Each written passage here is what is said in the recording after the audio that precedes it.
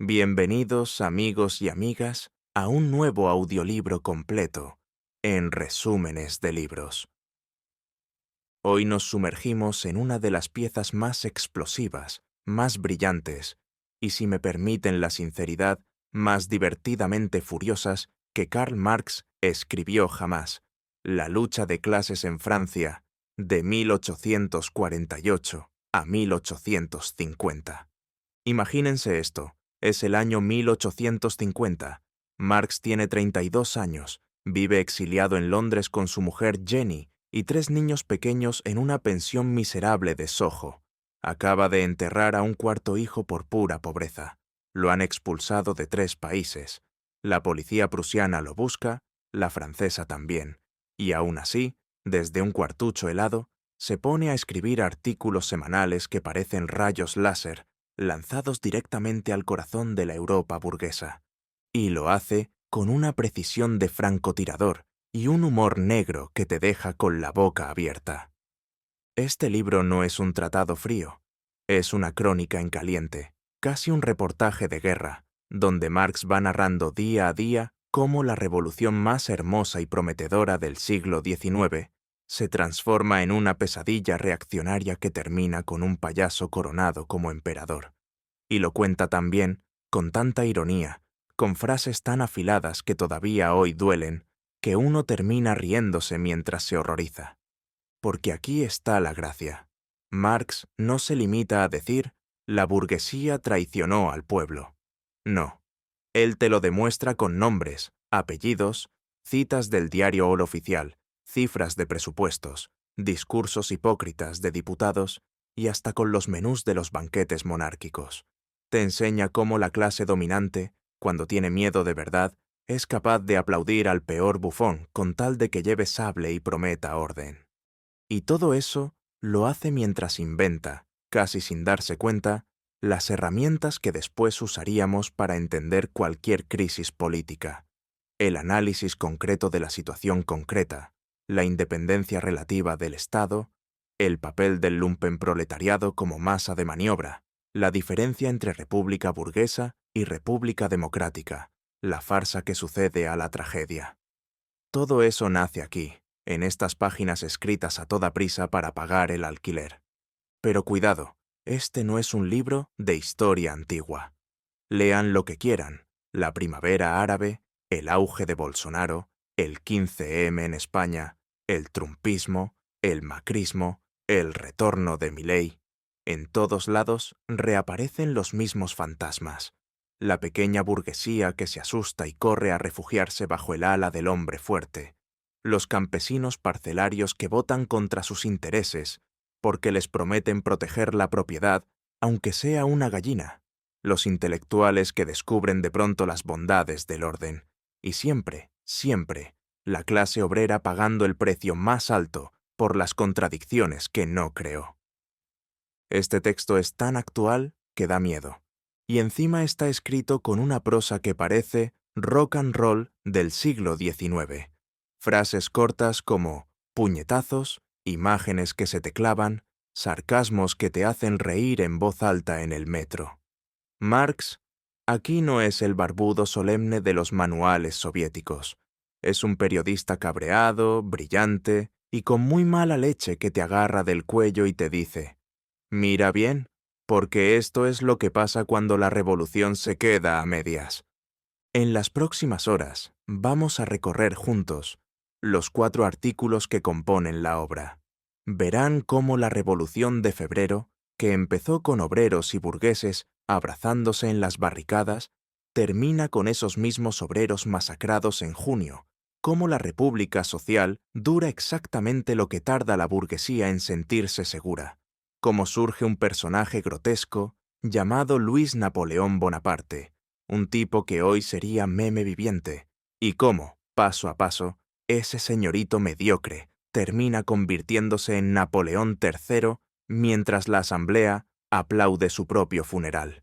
Y al final, cuando cierren el audiolibro, van a entender por qué Marx escribió una de las frases más citadas y menos comprendidas de la historia. La historia se repite, la primera vez como tragedia, la segunda como farsa. porque la tragedia fue Napoleón I, el genio militar que aterrorizó Europa. La farsa fue su sobrino, un don nadie que se disfrazó de él y ganó. Porque la burguesía aterrorizada prefiere la caricatura a la revolución real. Así que pónganse cómodos, suban el volumen y prepárense para uno de los viajes más intensos que van a hacer este año. Porque este libro no solo explica 1848, explica 2025. Explica por qué todavía estamos aquí. Y, sobre todo, explica por qué vale la pena seguir peleando. Sin más preámbulos, comenzamos. Primer artículo. La derrota de junio de 1848. Febrero de 1848 amaneció en París con un sol casi insolente. Los obreros, los estudiantes y hasta algunos burgueses liberales corrían por las calles gritando «¡Viva la República!», mientras Luis Felipe de Orleans huía disfrazado de criado hacia Inglaterra. Parecía el final feliz de una opereta revolucionaria. El rey banquero derrocado, la bandera tricolor ondeando de nuevo, poetas como Lamartine llorando en la tribuna y todo el mundo abrazándose bajo la lluvia de flores. Hasta los más cínicos pensaron que, por una vez, la historia había decidido portarse bien. Marx, desde su exilio londinense, observa la escena con los brazos cruzados y una ceja arqueada. Bonita revolución, dice, la revolución de la simpatía universal. Y añade, con esa sonrisa suya que nunca llega a los ojos. Las revoluciones de febrero siempre son así. Todo el mundo se quiere, nadie sabe exactamente por qué, y todos creen que el día siguiente será automáticamente mejor que el anterior.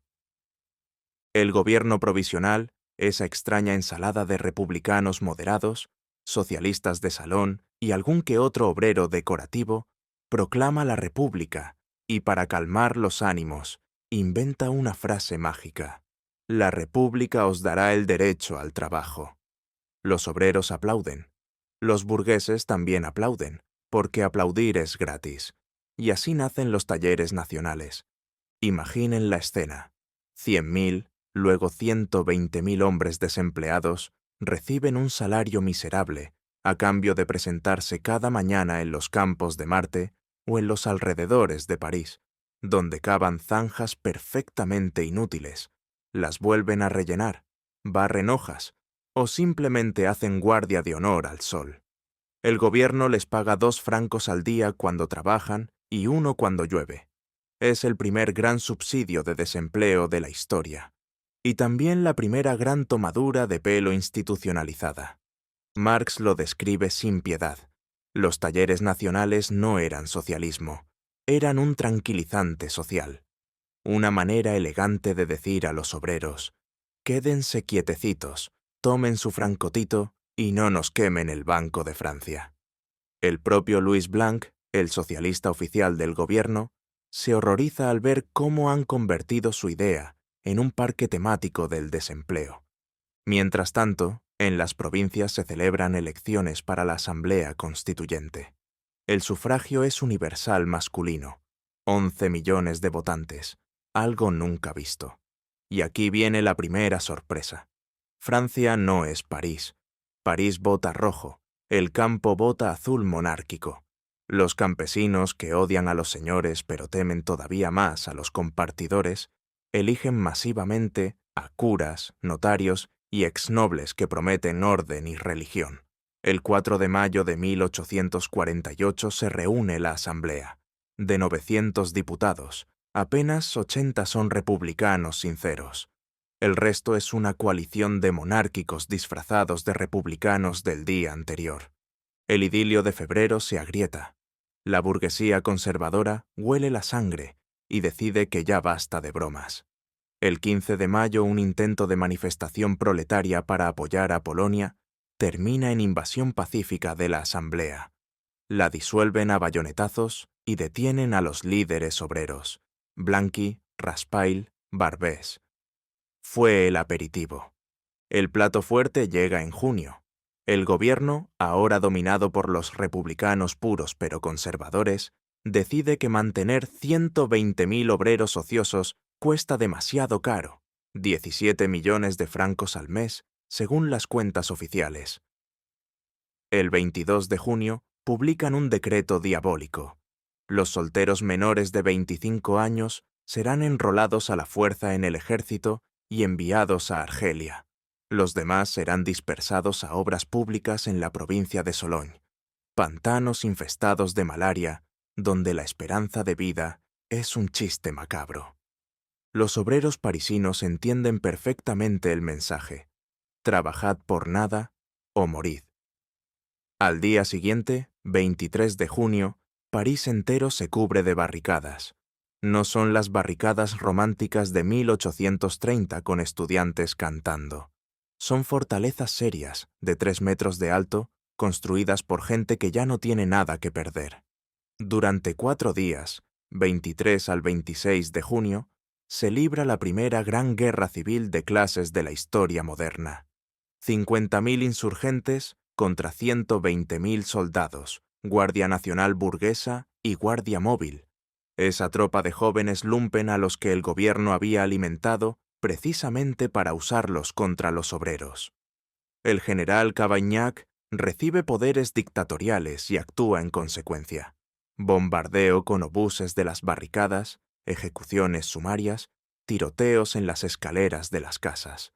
El barrio de Saint-Antoine, el Faubourg du Temple y el Cerrillo de la Popa se convierten en mataderos.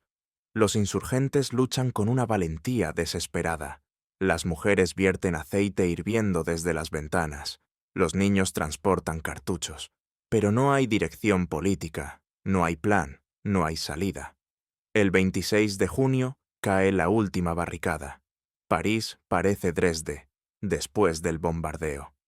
Las cifras oficiales hablan de 3.000 muertos insurgentes, las extraoficiales de 15.000. 11.000 prisioneros son enviados a pontones o deportados a Argelia sin juicio. La asamblea aplaude a Cavaignac y le vota una estatua, que nunca se construyó, porque luego todos se avergonzaron un poco. Marx cierra el artículo con una frase que retumba como un cañonazo. La revolución de febrero había sido la revolución bonita, la revolución de las ilusiones generales. La insurrección de junio fue la revolución fea, la revolución repugnante, porque la frase fue sustituida por la realidad, porque la República puso al descubierto la cabeza del monstruo al derribar la corona que la cubría y ocultaba. En otras palabras, la República burguesa no nació el 24 de febrero entre abrazos y lágrimas de emoción. Nació realmente el 26 de junio, entre charcos de sangre y cráneos abiertos. Y lo hizo demostrando que, cuando se trata de defender la propiedad privada, la burguesía es capaz de ser más feroz que cualquier monarquía absoluta. Junio de 1848 no fue una derrota más. Fue la prueba general de todas las derrotas que vendrían después.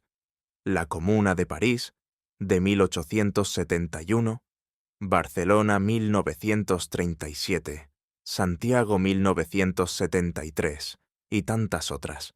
Siempre el mismo guión. La clase obrera se alza sola, la pequeña burguesía se asusta y entrega el poder a los militares, y la gran burguesía suspira aliviada mientras firma los cheques para pagar las balas. Pero también fue, sin que nadie lo supiera aún, la primera gran lección que Marx extrajo en tiempo real. La revolución no avanza con discursos bonitos ni con gobiernos de conciliación de clases. Avanza cuando el proletariado comprende que su enemigo no es tal o cual rey, sino la clase entera que vive de su trabajo. Y esa lección, escrita con tinta todavía caliente de la masacre de junio, es la que ilumina todo lo que viene después en este libro. Segundo artículo, del 23 de junio de 1848 al 13 de junio de 1849. Después de junio, París huele a pólvora quemada y a miedo. Las calles están limpias de barricadas, pero no de cadáveres. Los entierran en fosas comunes para evitar epidemias, y sobre todo, para borrar la evidencia. La burguesía respira aliviada y se pone corbata negra, como quien va a un entierro, pero un entierro que le ha salvado la vida.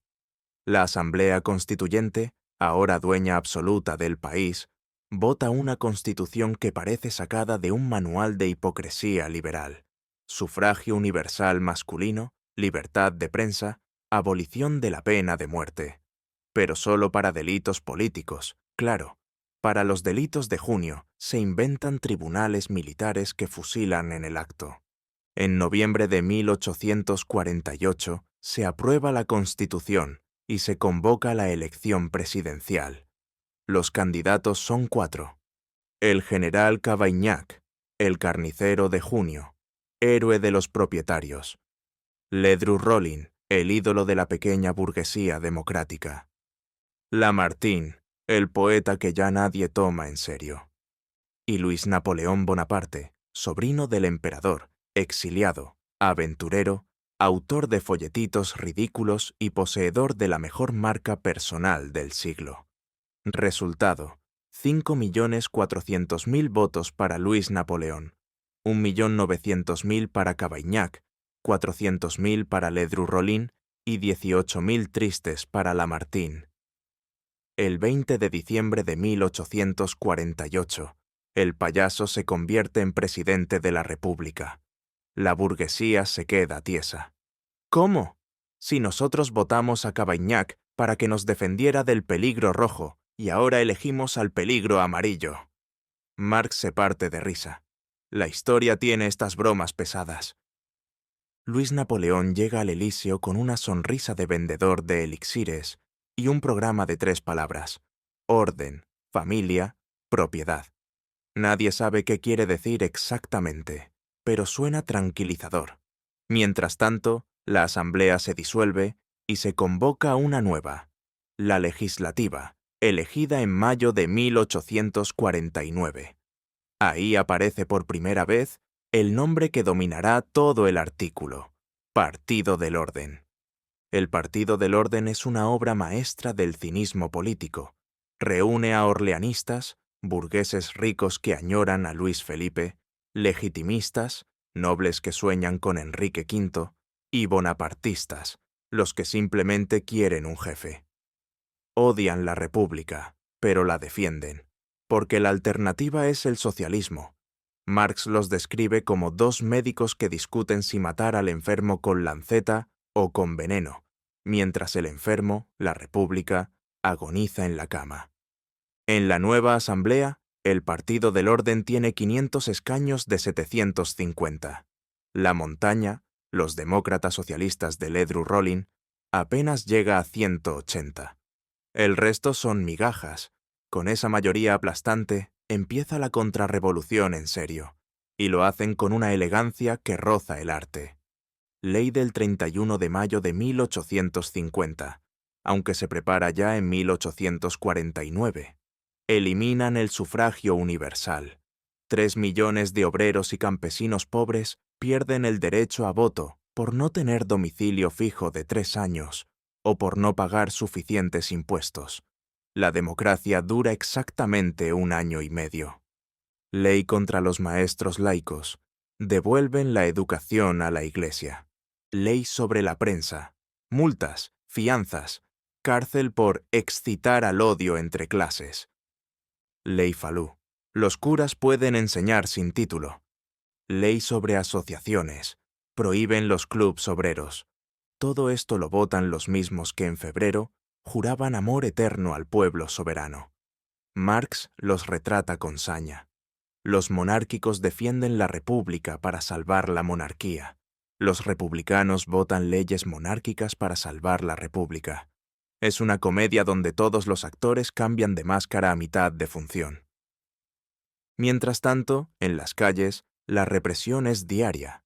Se cierran periódicos, se detiene a militantes, se expulsa a extranjeros, incluido el propio Marx, que tiene que huir de París a Londres. El proletariado parisino está descabezado, aterrorizado y desarmado. La montaña, en vez de organizar la resistencia, se dedica a discursos heroicos desde la tribuna. Ledru Rollin grita «¡Viva la Constitución!», como si la Constitución fuera a defenderlos a ellos. El clímax cómico-trágico llega el 13 de junio de 1849. Todo empieza por una cuestión internacional. El Papa Pío IX había sido expulsado de Roma por la revolución de Garibaldi y Mazzini. Francia, hija mayor de la Iglesia, envía un cuerpo expedicionario comandado por Oudinot para restaurar al Papa. Los demócratas franceses se indignan. República Francesa ayudando al absolutismo papal. La montaña presenta una moción de censura al gobierno. Pierde, claro. Entonces, Ledru Rollin convoca una manifestación pacífica para el 13 de junio. Defendamos la Constitución y la República Romana. El día llega. París amanece tranquilo. A las 2 de la tarde, 3.000 personas, sí, 3.000, se reúnen en la plaza del Châtelet. Llevan banderas rojas, gritan consignas, pero nadie lleva armas. De repente aparece la caballería, luego la infantería, luego la Guardia Nacional burguesa. En 10 minutos la manifestación está disuelta. Ledru Rollin huye a Londres disfrazado de obrero. Los demás líderes son detenidos o se esconden. París ni se entera. Los periódicos del día siguiente hablan del calor y de la cosecha. Marx describe la escena con un sarcasmo que corta. Fue la insurrección más pacífica de la historia y la represión más brutal de una manifestación que nunca disparó un tiro. El 13 de junio de 1849 pasará a la posteridad como el día en que la pequeña burguesía democrática demostró que prefiere morir de vergüenza antes que luchar de verdad. El Partido del Orden celebra la victoria, declaran el estado de sitio en París, disuelven las asociaciones, detienen a 15.000 personas en toda Francia. La montaña queda reducida a un grupo de exiliados que se pelean en Londres sobre quién tuvo la culpa. Y en medio del desastre, Luis Napoleón sonríe. Porque cada represión fortalece su posición. La burguesía necesita cada vez más un árbitro por encima de las facciones, alguien que mantenga el orden sin pedir demasiadas explicaciones. El presidente empieza a pasear por las provincias, a recibir ovaciones de los campesinos, a acariciar a los niños y a prometer que él sí ama la República, pero la ama tanto que la va a convertir en imperio cuando sea necesario. Marx cierra el artículo con una frase que suena a sentencia. La contrarrevolución se organiza, se disciplina, se gobierna a sí misma. La revolución se desmoraliza, se divide, se paraliza. El 13 de junio de 1849 no fue una derrota militar, fue una derrota moral de la pequeña burguesía democrática, que prefirió la farsa del orden a la tragedia de la lucha. En otras palabras, la República ya no tiene defensores de verdad. Los obreros están aplastados, los demócratas han demostrado su impotencia y los monárquicos solo esperan el momento de quitarse la máscara. El camino hacia el golpe de Estado está completamente despejado. Y el lector, que ya sabe cómo termina la historia, no puede evitar una sonrisa amarga. Todo esto lo escribió Marx en abril de 1850. Cuando todavía faltaban 19 meses para el 2 de diciembre de 1851. Vio venir el golpe con 2 años de antelación, como quien ve venir la tormenta por el olor del aire. Porque al final, la política no es magia, es la continuación de la economía con otros medios. Y cuando la clase dominante tiene miedo, siempre encuentra a su Bonaparte de turno. Tercer artículo, del 13 de junio de 1849 al 10 de marzo de 1850. El momento en que la farsa empieza a vestirse de emperador. Después del ridículo 13 de junio, Francia parece un enfermo al que le acaban de extraer la última gota de sangre revolucionaria. La Asamblea Legislativa está borracha de poder. El Partido del Orden cree que ha ganado la partida para siempre. Y los periódicos monárquicos ya se permiten bromas sobre la república sin republicanos. En medio de ese silencio sepulcral, Una sola figura crece, sonríe y engorda. Luis Napoleón Bonaparte, presidente de la República y futuro cadáver político. O eso pensaban todos menos Marx. Este tercer artículo es el más largo, el más denso, y sin duda, el más divertido en su crueldad. Aquí Marx abandona definitivamente la crónica de batallas y se convierte en entomólogo. Observa a la burguesía como quien observa un hormiguero en pánico y anota cada movimiento ridículo que hace mientras cava su propia tumba. El protagonista absoluto ya no es la montaña, que se ha convertido en un club de exiliados que se insultan por carta, ni siquiera el Partido del Orden, que empieza a temblar de verdad. El protagonista es Luis Napoleón, ese señorito suizo-italiano-francés que lleva toda la vida fracasando en golpes de opereta y que ahora, de repente, parece el único que sabe a dónde va. Marx lo describe con una maldad deliciosa. Un hombre mediocre, vulgar, casi ridículo. Habla con acento extranjero, escribe folletos ilegibles, viste con pretensiones de dandy y lleva bigotito encerado. En cualquier país serio, sería el hazmerreír de los cafés. En Francia, de 1849 a 1850, es el hombre del destino. ¿Cómo ha llegado hasta aquí? Gracias a 3 ejércitos que nadie había previsto. 1. Los campesinos parcelarios. Francia tiene 6 millones de pequeños propietarios que odian los impuestos, temen el socialismo y recuerdan al tío Napoleón como el que les dio la tierra en 1800. Para ellos, Luis Napoleón es el sobrino que paga las deudas del tío. 2. El ejército. Los oficiales sueñan con gloria, ascensos y botas nuevas. El presidente les promete campañas en Argelia y, sobre todo, les deja desfilar con la música que más les gusta. 3. El lumpen proletariado parisino. Esa capa social que Marx analiza aquí por primera vez con profundidad brutal. Y aquí viene uno de los pasajes más famosos de toda la obra. La sociedad del 10 de diciembre. Imaginen una mezcla de barra brava de fútbol, mafia napolitana y club de fans de un cantante de segunda. 30.000 matones, expresidiarios, jugadores, hijos de familia arruinados, prostitutas de lujo, camareros sin empleo y borrachos profesionales que reciben 3 francos al día por gritar «¡Viva el emperador!» en los mítines y romperle la cabeza a quien grite otra cosa. Se visten con levita verde, sombrero de copa y bastón de paseo. Llevan medallas con la efigie del águila imperial y se hacen llamar caballeros de la Orden del 10 de diciembre, en recuerdo del día en que Napoleón I se hizo cónsul vitalicio. Marx los retrata con una crueldad que roza la poesía.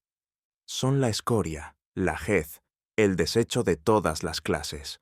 No tienen oficio ni beneficio, pero tienen deudas, vicios y ganas de revancha contra la sociedad que los expulsó. No luchan por ideas, luchan por un vaso de aguardiente y un uniforme bonito. Son el ejército privado del bonapartismo, su guardia pretoriana de taberna. Mientras la Asamblea discute leyes reaccionarias, Luis Napoleón hace otra cosa. Viaja por las provincias, besa niños, planta árboles de la libertad, y pronuncia discursos vagos que suenan profundos. En Estrasburgo dice, «El imperio es la paz». En Burdeos, «Si Francia me llama, responderé». En cada pueblo, los alcaldes le regalan llaves de oro y las campesinas le tiran flores. Los periódicos monárquicos se indignan, pero sus lectores votan cada vez más por él en las elecciones parciales. El presidente controla ya el ejército, la policía y la administración. Cambia ministros como quien cambia camisas. Cuando la Asamblea intenta recortar el presupuesto militar, él veta. Cuando intentan limitar sus giras, él las multiplica. Cuando le piden explicaciones, responde con una sonrisa y una frase célebre. La Asamblea me molesta. En marzo de 1850 ocurre el episodio que da título al artículo, Elecciones parciales en París y en varios departamentos. El Partido del Orden presenta candidatos respetables. El gobierno presenta candidatos rojos moderados. Sí, candidatos del gobierno disfrazados de socialistas. Resultado: los candidatos oficialistas arrasan. París elige a 3 republicanos rojos: Vidal, Deflot y Carnot. Es la señal de que el proletariado, aunque derrotado y aterrorizado, sigue vivo. La asamblea entra en pánico. El Partido del Orden decide que ya no basta con leyes reaccionarias. Hay que matar el sufragio universal de una vez. Empiezan a redactar la ley que, en mayo de 1850, quitará el voto a 3 millones de pobres. Y mientras discuten, Luis Napoleón los mira desde el Elíseo con la misma cara que pone un gato cuando observa a 2 ratones peleándose por un trozo de queso. Marx cierra el artículo con una de sus profecías más escalofriantes. En este momento la burguesía francesa tiene 2 opciones: o entrega el poder a la revolución proletaria, o lo entrega a Luis Napoleón Bonaparte. Entre el socialismo y el sable, elige el sable. Entre la barricada y la farsa, elige la farsa. Y cuando dentro de unos meses el sable rompa la farsa y se convierta en dictadura abierta, la burguesía aplaudirá de nuevo, porque el miedo a perder la propiedad es más fuerte que el ridículo de perder la libertad. En otras palabras, el bonapartismo no es un accidente. Es la forma política que adopta la burguesía cuando ya no puede gobernar con sus propias instituciones y tiene demasiado miedo para dejar gobernar al pueblo. Es el árbitro que las clases dominantes llaman cuando se pelean entre sí y no quieren que el árbitro sea el proletariado. Y así, entre mítines de borrachos con levita verde, discursos huecos en provincias y leyes que desmontan la república pedazo a pedazo, Francia camina dormida hacia el 2 de diciembre de 1851. Marx lo ve todo desde Londres, escribe febrilmente, y en octubre de 1850 envía el artículo a la imprenta con una nota a sus amigos. Ya está, el golpe de Estado es inevitable. Ahora solo falta saber la fecha exacta. Tenía razón. Faltaban exactamente 14 meses. Cuarto artículo, añadido posterior. La abolición del sufragio universal. El 2 de diciembre de 1851 y el entierro definitivo de la República. Llegamos al final del camino, y el final es tan grotesco que parece inventado por un dramaturgo borracho. Han pasado 19 meses desde que Marx cerró el tercer artículo con aquella frase helada. Entre la barricada y la farsa, la burguesía elegirá la farsa. Y la burguesía, fiel a su palabra, eligió, el 2 de diciembre de 1851, a las 6 de la mañana, París despierta con carteles pegados en todas las esquinas. En nombre del pueblo francés, el presidente de la República disuelve la Asamblea Nacional, restablece el sufragio universal, declara el estado de sitio y convoca al pueblo a plebiscito. El mismo día que Napoleón I se coronó emperador y ganó Austerlitz, su sobrino mediocre liquida la República con un golpe de Estado que ni siquiera necesita ser brillante. Basta con que sea temprano. Marx no escribió este cuarto artículo en caliente. Lo redactó años después, con la calma de quien ya ganó la apuesta. Engels lo encontró entre sus papeles y lo añadió a la edición de 1895 como epílogo perfecto. Es corto, seco, sin piedad y con un humor tan negro que casi quema las páginas. Empieza recordando la escena. La noche del 1 al 2 de diciembre, 80 diputados son detenidos en sus camas, entre ellos Thiers, el futuro verdugo de la Comuna, Changarnier, el general que juraba defender la República hasta la muerte, y el propio Cavaignac, el héroe de junio que ahora llora en una celda. Los demás líderes huyen o se esconden bajo la cama. París amanece nevado, silencioso, y con los cuarteles ocupados por tropas leales al presidente.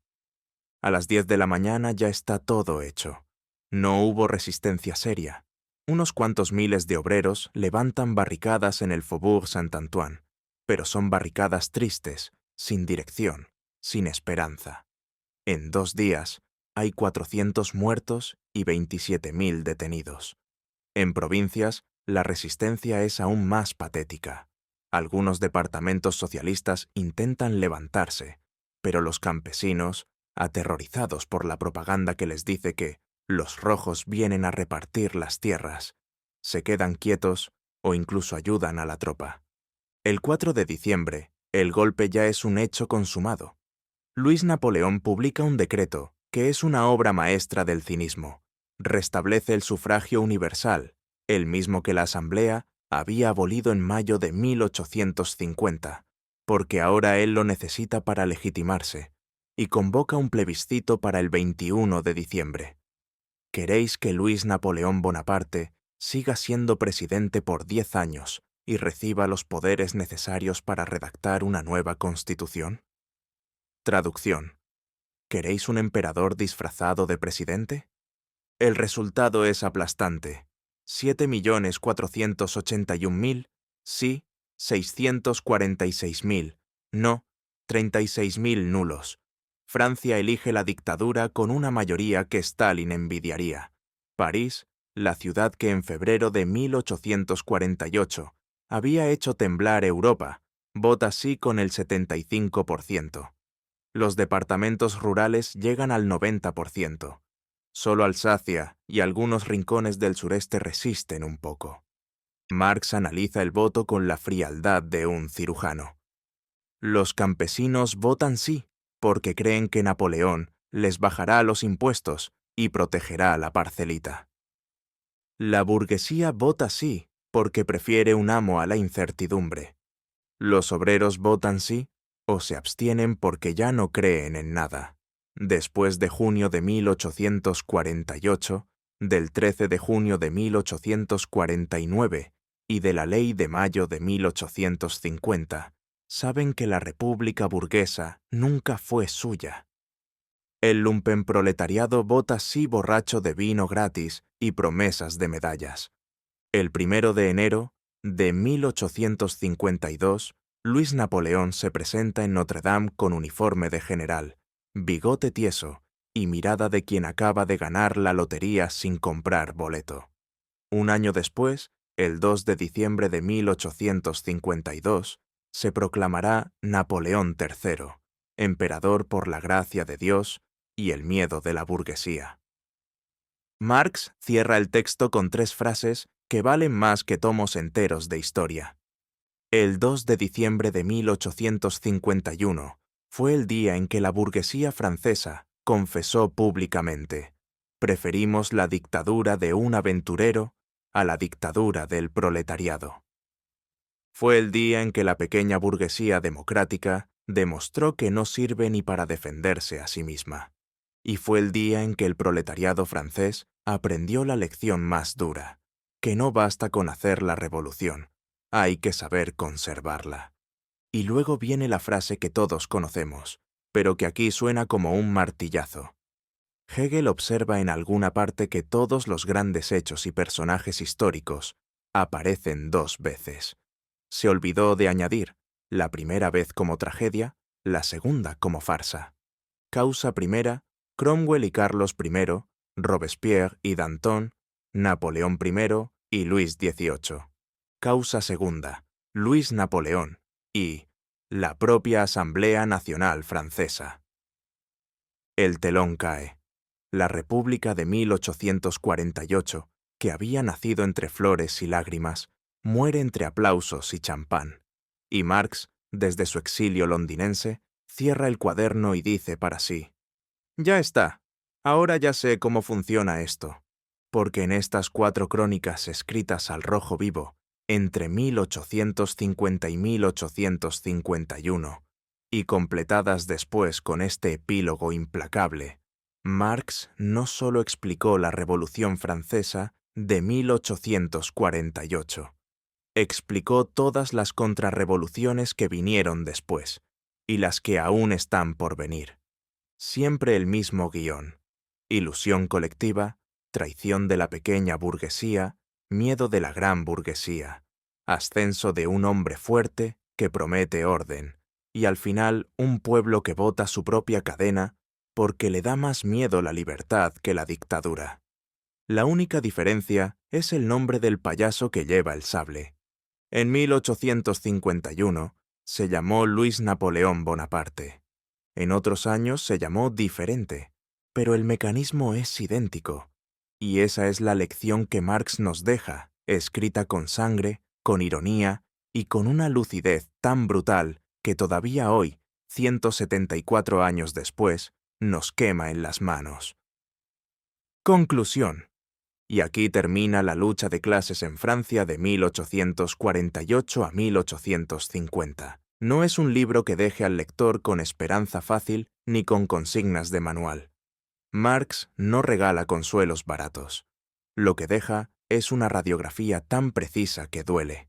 La revolución fracasa cuando se queda a medias, cuando confía en alianzas de clases, cuando cree que los discursos bonitos sustituyen a la organización real, cuando el proletariado se alza solo y la pequeña burguesía se asusta y corre a refugiarse bajo cualquier sable que prometa orden. 1848 no fue una derrota cualquiera. Fue la prueba general del siglo XX, la misma coreografía que se repitió en Rusia 1905, en Alemania 1919, en España 1939, en Hungría 1956, en Chile 1973 y en tantos otros lugares donde la clase obrera llegó hasta la puerta y le cerraron en las narices porque no tenía la llave de su propia fuerza. Pero también fue, y esto es lo que nunca hay que olvidar, la primera vez que alguien escribió la historia en tiempo real y acertó cada paso. Marx vio venir el golpe de Estado con 2 años de antelación. Vio venir el bonapartismo como forma política del miedo burgués. Vio venir al lumpenproletariado como guardia pretoriana de la reacción. Y vio venir que la democracia burguesa, en cuanto se siente amenazada, se quita la careta y enseña los colmillos. Y sin embargo, en medio de toda esa oscuridad, hay una luz que el propio Marx no se atreve a nombrar del todo, pero que está ahí. Cada derrota enseña. Cada junio de 1848, cada 13 de junio de 1849, cada 2 de diciembre de 1851, grabó en la memoria colectiva de la clase obrera una lección que nadie pudo borrar. 20 años después, en 1871, París volverá a levantarse y esta vez proclamará la Comuna, la primera experiencia real de poder obrero. No durará mucho, pero durará lo suficiente para demostrar que sí es posible. Porque la historia no es un círculo vicioso, es una espiral. Cada vuelta nos deja más abajo, o más arriba, según lo que hagamos con lo que aprendimos en la vuelta anterior. Este libro breve, escrito con urgencia, con rabia y con una ironía que corta como navaja, sigue siendo hoy la mejor brújula para entender cualquier crisis política. Cuando veas a la pequeña burguesía temblar, cuando veas a la gran burguesía aplaudir leyes de excepción, cuando veas a un personaje mediocre subir como la espuma porque promete orden y seguridad, abre estas páginas y recuerda, ya pasó, ya lo vimos, ya sabemos cómo termina y, sobre todo, ya sabemos cómo no tiene por qué terminar la próxima vez.